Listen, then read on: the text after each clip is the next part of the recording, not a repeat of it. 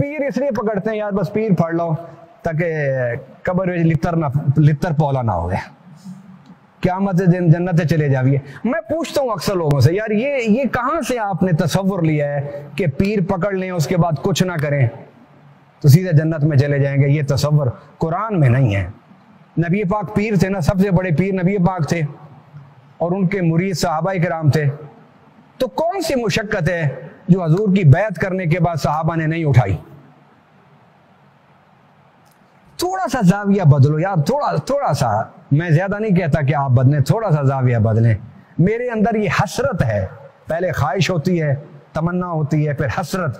میرے اندر یہ حسرت ہے کہ کاش کوئی آ کر یہ کہے کہ جناب میں 40 دن اللہ کو یاد کرنے کے لیے آیا ہوں اور روزانہ آپ مجھے تصوف کے، روحانیت کے یا دین کی کوئی بات 1 گھنٹے کے لیے روزانہ دے دیں، میرے پاؤں پکڑے، میرے ہاتھ جوڑے۔ مجھے ضرورت نہیں کہ میں تو خود کہتا ہوں میں سکھانے کے لیے تیار ہوں، میں اس کی طلب کی بات کر رہا ہوں۔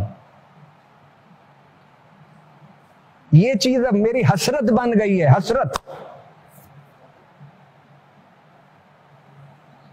ہر دکھ کے لیے لوگ آتے ہیں، ہر پریشانی کے لیے آتے ہیں، لیکن کسی کو یہ پریشانی نہیں ہے کہ پتہ نہیں اللہ مجھ سے راضی ہے یا نہیں، میرے آقا مجھ سے راضی ہیں یا نہیں، میری قبر بہتر ہے یا نہیں، میری آخرت بہتر ہوگی یا نہیں۔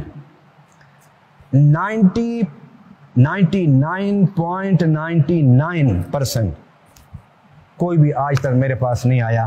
1% میں اس لیے کہ اللہ کے مخلوق میں نیک بھی ہیں، اچھے بھی ہوں، ہو سکتا ہے میرے پاس آیا میں بھول گیا ہوں۔ اس لیے رب کے دین کو سیکھنے کے لیے رب کے دین کو سیکھنا ہر چیز پر مقدم رکھیں۔